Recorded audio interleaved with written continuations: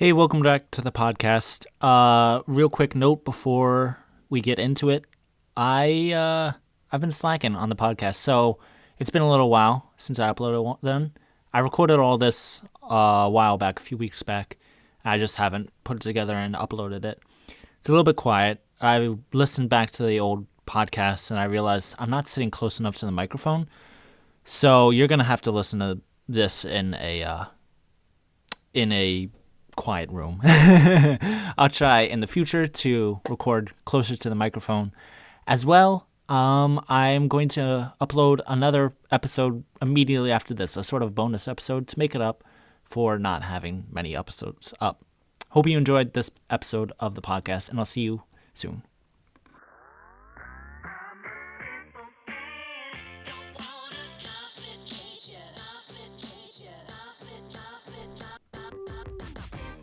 Hello and welcome back to TDWrites. I'm your host, Peter Vaughn, and we are still moving across the country. And we're just going at an amazing speed. I am flying through the country. I am here in Kansas, where there is so much corn. Look at all this corn. There's so much corn out here. Yeah, I'm still walking. I just wanted to do another episode, talk to you, because I miss you. I miss TDWrites. We should do a daily podcast, not a weekly podcast, but we're just gonna do it for weekly for now. Today is an interesting day. We're gonna be reading a chapter from my book called Matthias' Tale. We're gonna be reading a short story set in the Between Nights universe called Nightsea. And finally, we're going to tell a story about a weird miracle called $37,624.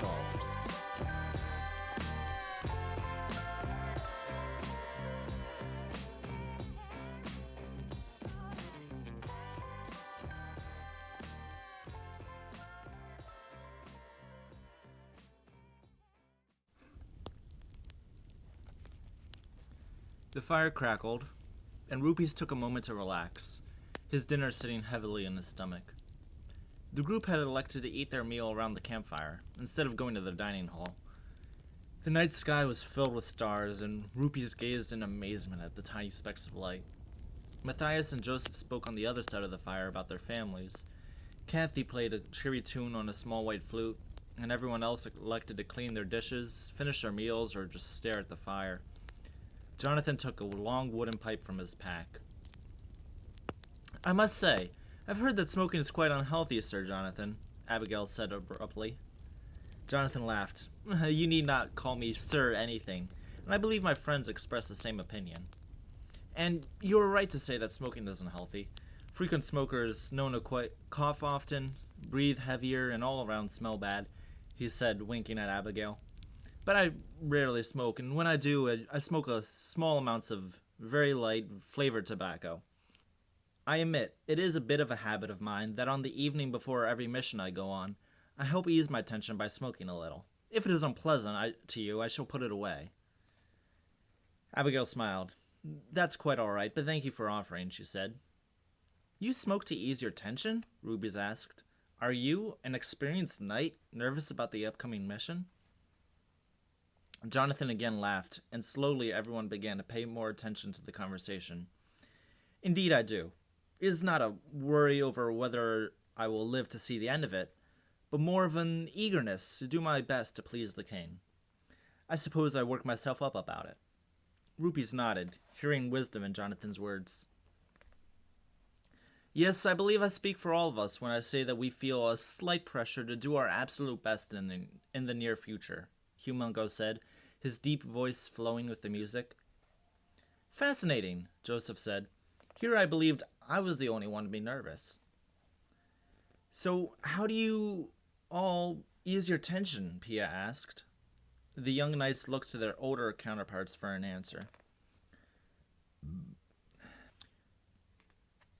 Music almost always helps me, Kathy said, taking a brief pause from her flute. Indeed, a song helps lift my spirits, and it also helps me band together with my brothers and sisters I am working with, Matthias said. My personal favorite thing to do before a mission is to share stories with each other, Humungo said. And he's been doing this for a while, Jonathan muttered. Laughter roared around the campfire. What kind of stories? Rupees asked. Any kind for the most part, Humungo replied. I've heard tales of various crusades other knights have gone on. A tale of one of the many things the king has accomplished is always welcome, no matter how often it has been told. Fictional stories have been told as well. Whatever tale you wish to tell, it is welcome around this fire, Humungo said. Then it is settled, Matthias said. Tonight we shall set aside all else, and we shall enchant each other with our tales. All right then, you first, Abigail spoke up with a grin. Matthias pointed to himself, feigning innocence, and returned her smile. Kathy, if you're willing, play us a darker tone. As I delve into the tale of a time I came across a major dragon, and lived to tell you about it. Kathy's cheery song dropped a few notes, and suddenly a deep tone sounded from the small instrument. A major dragon? Few live from an encounter with a major dragon. I already call your story out to be false, Jonathan said with a wide smile. He had his left leg crossed against his lap, and he was in the process of lighting his pipe. Quiet, you quick-lipped brute, Matthias shot back with a grin. I'll let you decide whether my tale has any truth in it when I have finished. Make sure you are firm on your seat, because this tale will shock you. Matthias paused for a few seconds as Kathy's flute continued its dark tune. Many years ago, when I was just emerging from my youth, I was on a mission out to the northwest. You see, one of the children from Lacendia had become defiant, and he had never had any desire to serve the king or his parents. One night he packed a small bag and left the city, determined to reach an area that was not on our maps. His parents thought him to be visiting a friend, but they soon learned that he had left the city. And so he headed northwest? How did his parents know he went in that direction? Jonathan asked, some light smoke coming out of his pipe. That isn't the point of the story, but for your sake, dear Jonathan, I'll answer you. The boy tried to persuade a girl his age to come with him and run away, but the girl knew this would not honor the king, so she refused. He had told her where he would go before she refused his offer, however. A fresh log was placed into the fire, and a wave of embers danced into the air. Now then, I flew on my trusty steed, Yawoil, who is still with me to this day. Together we flew to the northwest, indeed crossing the borders on our maps. In that direction is a vast desert, rocky and barren. We spent 3 days in that desert with no fruit to show for our labor. On the evening of the third night, I was awakened by a mighty explosion.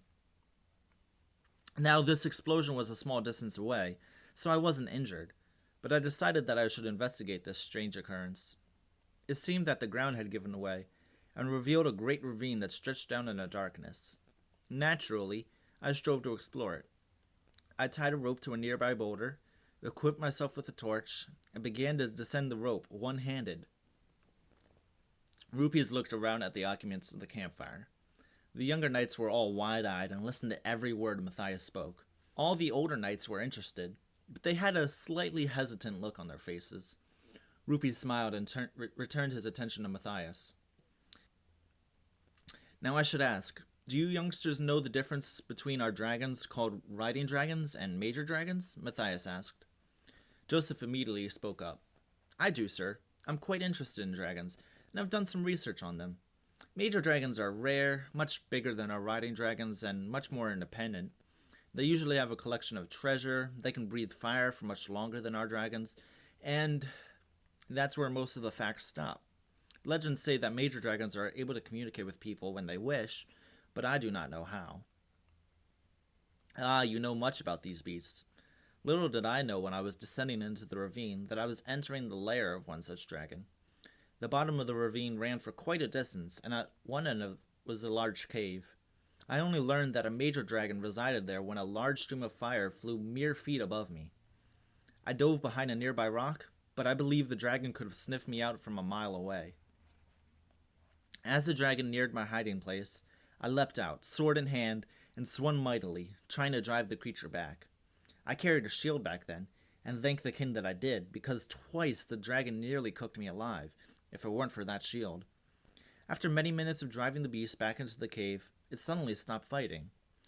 I was about to drive my sword right into its shoulder, when it spoke to me, Matthias said. I could hear it in my mind, but its giant mouth did not move. It said, "Stop your attack. You are a knight from Lucendia, the land of my birth. I mean you no harm." Matthias paused for a moment. Apparently, this dragon was the young boy who had run away. He told me that he had woken up one night to find himself transformed from boy to beast. He wished to remain hidden, and he begged me to tell his parents that he had found a new life. I told him that the king would still give him another chance, but he refused. So I returned to Lucendia. For what could I do with a boy turned dragon that had no desire to serve the king?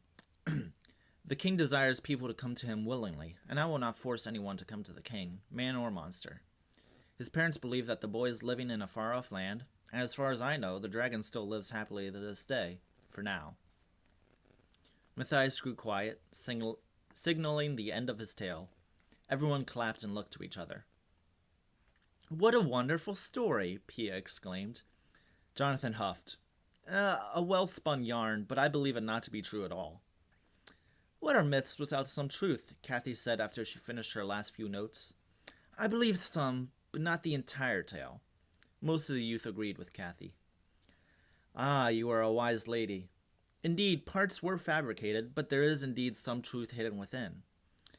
The boy I told you of did indeed deny the king and run away, but I was not sent on a mission to retrieve him. Instead, I set out on my own to bring him back, stealing the oil in the process." "Why did you set on this mission without the king's request? Did you know this boy?" Abigail asked. "I thought I had. The young boy was my brother. I was devastated by the loss, so I flew off on my own, after so many other knights have come back with nothing. I found no dragon, but I did find my brother. He had died from the heat of the desert, perhaps hours before I had arrived. I remember sitting there, holding him in my arms, yelling my frustration at the king." A heavy silence came over the camp. "I grew through that experience, though. I failed to rely on the king, and instead took matters into my own hands. I learned how separation from the king can lead to horrible things. I looked at my brother, lying there in my arms, and I saw myself. It was a hard lesson to learn, but I learned it all the same. And I would like to say that the king has made me into a better man because of it." A few seconds passed. "Thank you for sharing your tale, Matthias. Indeed, the king has made you wise even beyond your years. And you have a flair for the creative as well. Again, thank you, Matthias," Hiamongo said. Matthias smiled and gave a slight bow, flourishing his hand. The fire crackled, and for a few seconds, everyone was mesmerized by the flames. "I would say another tale would be in order, but the night grows long, and we must awaken early in the morning. Another night we shall again trade tales. Away with you, and sleep well," Hiamongo commanded. Rupees complied, a bittersweet feeling in the air.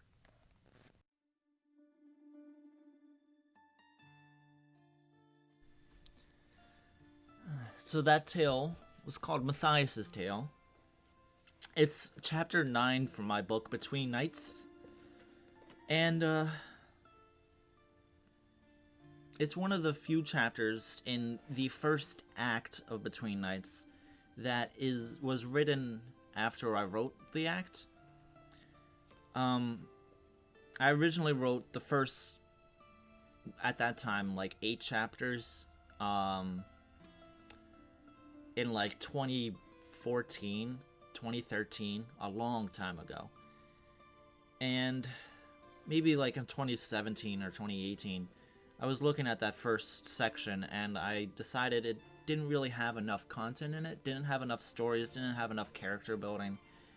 Who was this guy Matthias? Who were the other adult knights on this mission? Because there's a few younger knights, just graduated knights, and a few knights that are more experienced for their first mission.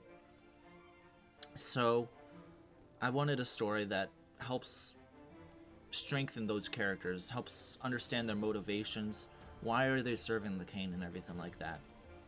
and I decided to flesh out Matthias. Who is this guy Matthias? And I really like that character, Matthias, in the book. He's an experienced knight, but he's also seen some stuff, you know? He's gone through a lot, he's lost a lot, and he's grown a lot. And I identify with that. I feel like through losing some things in my life, I have grown. I've become a better man, as Matthias says. I hope I'm a better man because of it. And he's also got a bit of a flair for the dramatic, a flair for storytelling. Sitting around a campfire, coming up with the stories. I imagine when I have kids someday, or if I'm working with kids, I'm just going to be telling all these random stories just on the spot, or I'll come up with stories to tell the kids. I'm really looking forward to it. I love telling stories, and I understand this Matthias really loves telling stories as well. And that's a story about dragons. You know I love dragons. Yeah. It's one of my favorite chapters in the book. Matthias' Tale, Chapter 9.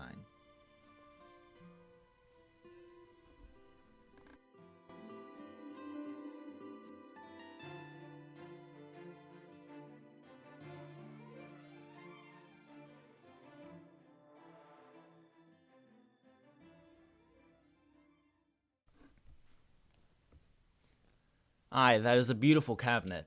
Yes, you have an eye for furniture indeed. The great woodworker Woodworm made it, last fall as I recall. Ted raised an eyebrow. Woodworm? The merchant laughed.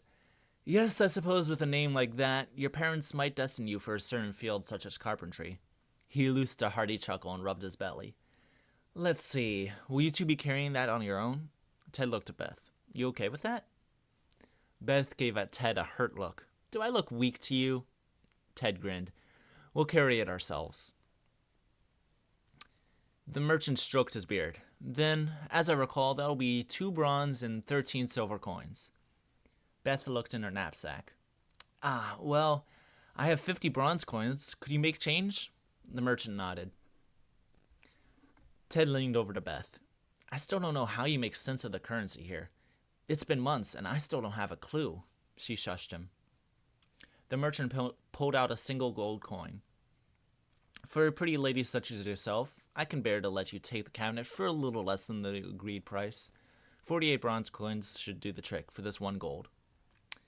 Beth extracted 2 bronze from the knapsack and handed the rest to the merchant.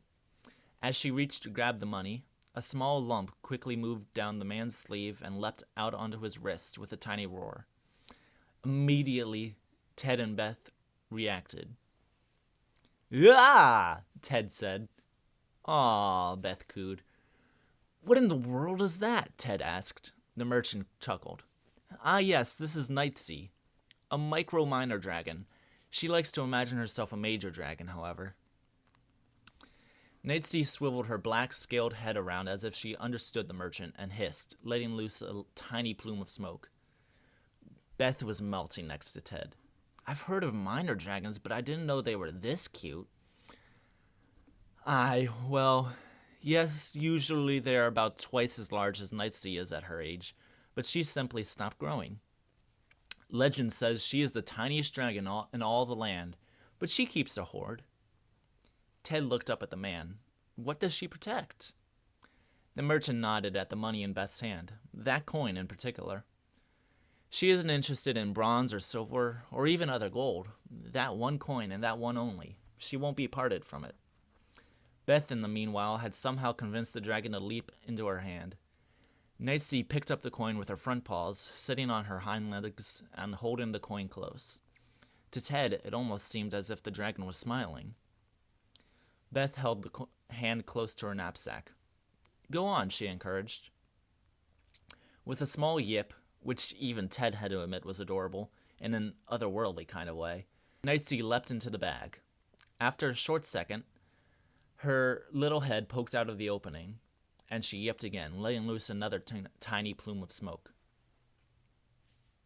The legend says that Nightsea likes to travel, so if you plan on staying in the city, make sure to give the coin to another person as well. Beth's smile grew wider.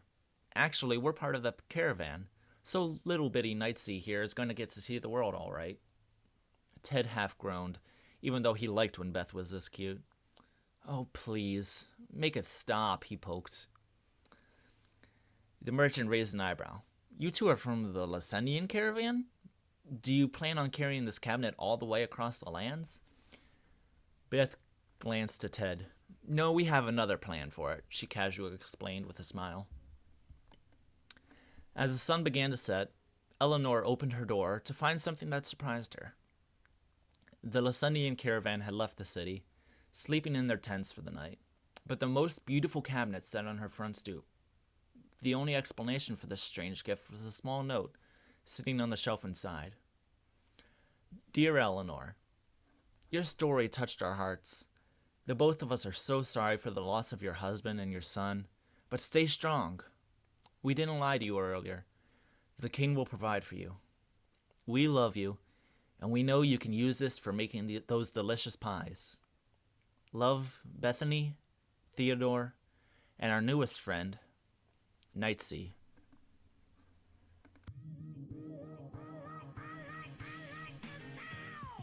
That short story was called Nightsea. It's probably one of those stories that will be implemented into Between Nights 2. Right now, it is actually in my third book, The Man with a Dragon, a Cat, and a Bowl of Stew. I really like this story.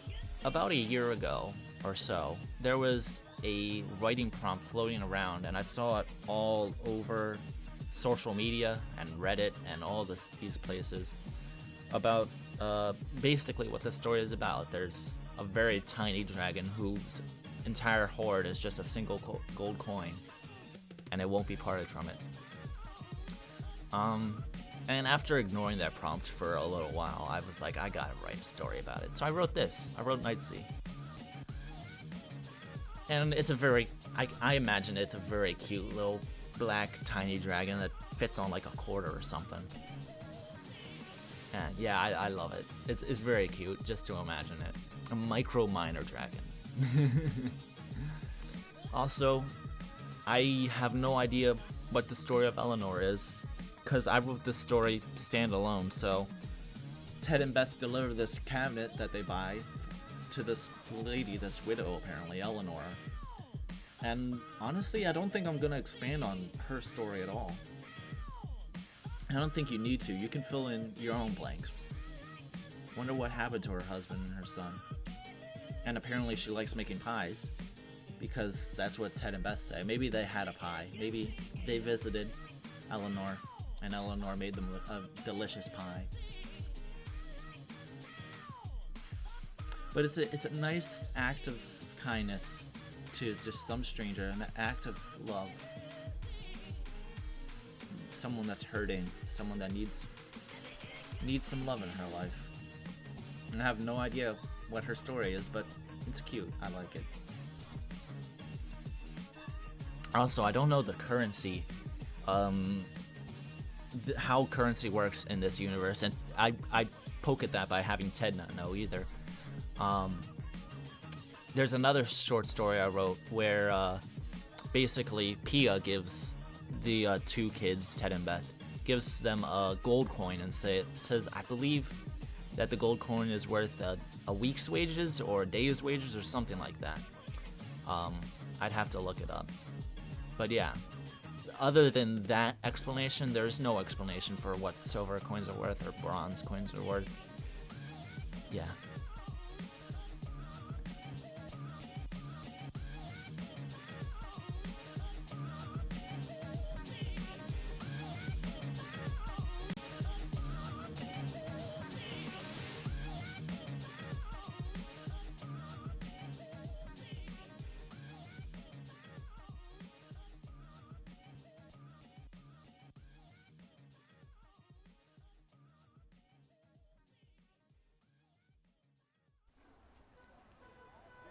Franklin woke up to honking and screaming, but rolled over and went back to sleep. His section of New York City saw such occurrences often. All through the night and up through the morning, people would blast music out of their stereos, hoot and holler, and honk their horns to Kingdom Come. Franklin learned to live with it. He actually slept through the constant honking until his alarm went off. He yawned, grabbed his phone, and walked to the small standing shower in his apartment. Sitting cross-legged in the water, and just barely holding his phone out of the spray, Franklin began his morning routine. He read a daily passage from the Bible, and then began to scroll through Twitter. That's when the news hit him. Everywhere, every single tweet mentioned the same number. $37,624. His eyes quickly scanned each tweet. Impossible, he thought. He tabbed open his bank account just to see if it was true. And sure enough, his bank amount had changed. The $500 he had last in his account had disappeared. And he now had over $37,000 in its place. Franklin turned off the faucet. The water slowly dripped from the shower head. What's going on here? Is someone trying to set me up? His mind raced as he considered packing and leaving, or phoning the government. This happened to everyone, not just me. Wait, everyone? Franklin peered out the bathroom window steadily. Although most people were focused on their bank accounts, he didn't want someone to see him standing unashamedly naked at the window. He looked down to the street. He's still there. Jeff was a panhandler who made his home on the street corner right below Franklin's window. Franklin bought him a blanket once, but was regretful he never had enough to help out more. He was still asleep on the pavement below. Franklin bounced out of the shower and ran into his bedroom, quickly drying off and throwing on his clothes. He bounded out of the room and down the stairwell, phone in hand. As he stepped outside, he looked to the homeless man. "Jeffrey," he called, striding over to him. The man's old and weary eyes blinked open, and he smiled at the younger man. "Hello, Mr. Franklin. What can I do for you today?" Franklin smiled. Even though he told Jeff that he had no need to be addressed as Mr., the man continued to call him that all the same. "Have you heard the news?" Jeff's eye twinkled in curiosity. "No, sir. No, I hasn't." "Do you have a bank account?" The curiosity could only grow further. "I haven't had much need for one, as I'm sure you can see." Franklin grew downcast. "Oh," he half mumbled. "Why do you ask, Mr. Franklin?" The young man hesitated a moment before he spoke. "It seems like a lot of people received a large sum of money in their bank accounts last night. I thought that would come as some good news to you." Jeff smiled, although with a twinge of disappointment. He patted his chest a few times. "Well, shoot, I don't hardly even have a wallet, let alone a—" He stopped as he patted something in his coat pocket. His eyebrow raised again, and he grabbed from inside a clean, uncreased white envelope. When he opened it, he found a large stack of $100 bills. "Sweet," Jeff trailed off. Franklin felt a mixture of joy and overwhelming confusion. What in the world is going on here? Jeff leapt to his feet. "Oh, thank you, Lord. You were right, Mr. Franklin. Oh, you were right. You told me to talk to God, and by golly, I did. I told him just last night that I could sure use a miracle right about now, and this is just what I needed. Thank you so much, sir." Franklin was stunned for a moment. Don't thank me." He had a smile. "Oh, but of course, thank you, Jesus." The two shook hands and embraced each other in a hug. Franklin told Jeff to find a place to stay and lay low, perhaps depositing the money into a proper bank account. Jeff nodded and ran off down the street, a little skip in his step. Franklin could only laugh. Back in his room, in the comfort of his bed, Franklin found a live article online and read what the situation was. Apparently, this was worldwide. Every single bank account, no matter in what form of currency it was, held $37,624. If a person had no account, or for whatever reason had no access to it, they each found an envelope with the money in cash form. And the stories were detailed. Apparently, the envelopes themselves were unbranded. No known envelope company made these particular ones. Little children and even babies also received the money. In cribs, the same cash was found lying right next to the children. Headlines blurred by. "Monday Money Miracle. You won't believe what happened to your bank account." Do you believe Santa is real? You will. Every bank, every currency, every person in the world, hypothetically, even the ones who didn't want to be found.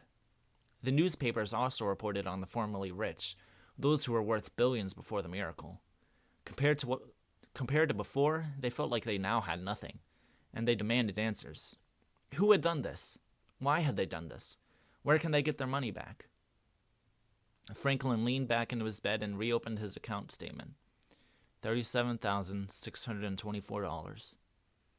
He decided not to look his gift horse in the mouth and whispered a silent thank you. Today was the first day of a very new life. This short story was called $37,624, and it's based on a writing prompt. You wake up one day to find that all of the wealth in the world has been evenly distributed between all the people of the earth. Every person's bank account reads the same amount. Pretty straightforward. And I did a little bit of research for this one. I looked up like global what's the worth of every single person, like all the money in the world. How much money is there? Which is a very hard question to answer, and I don't remember what I got. This was written over a year ago. But I looked up that amount, and then I looked up the total world population at the time, and I just divided the two numbers, and I got $37,624, which for most of the world is a lot of money. That is more money than most of the world has. So it would be an absolute miracle, blessing, joy to so many people if that happened. And I only wrote about how two people's lives were changed. This Franklin guy who was living paycheck to paycheck basically, and Jeff, the homeless guy on the street. And it's an interesting miracle, like just money showing up in people's coats if they didn't have a bank account, showing up in people's bank accounts. I wonder how it would affect the world, because yeah, a lot of people would be blessed, but then there's always greedy people. Like, where's my money? You still have $37,000, but like that's not enough. I want all my money. I wonder how things would change. And it does also only individual people's bank accounts, or at least the story is. So what about like corporations' bank accounts and everything like that? I wonder what happened to their things, because I'm assuming all the money would be taken out to be put into individual bank accounts. It's one of those weird, like, maybe end of the world kind of scenarios. Not where like the world is destroyed, but like the world will never be the same. Because it's not like the government or banks are going to take it out of people's accounts and put it back where it belongs, because they don't know where that all the money has gone and whatnot. I'm not sure. If you have any idea what the situation would be like, what the aftermath, the fallout of this situation would be, it's interesting to think about for sure. Yeah. $37,624. What would you do if you suddenly woke up and found that money in your bank account?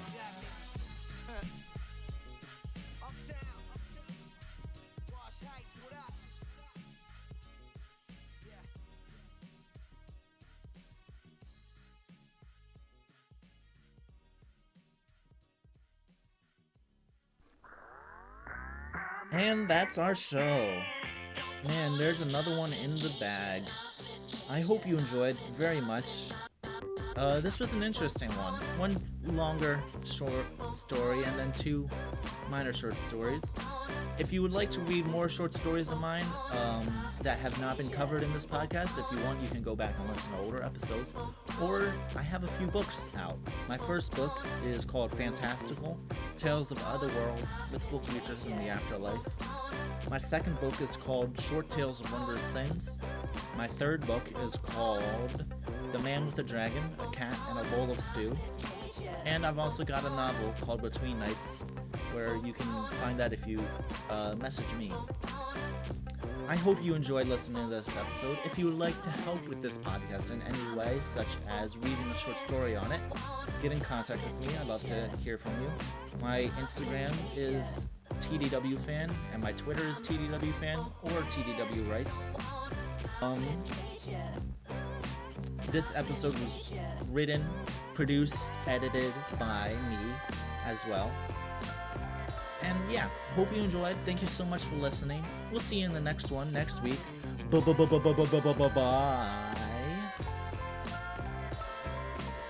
Okay, bye.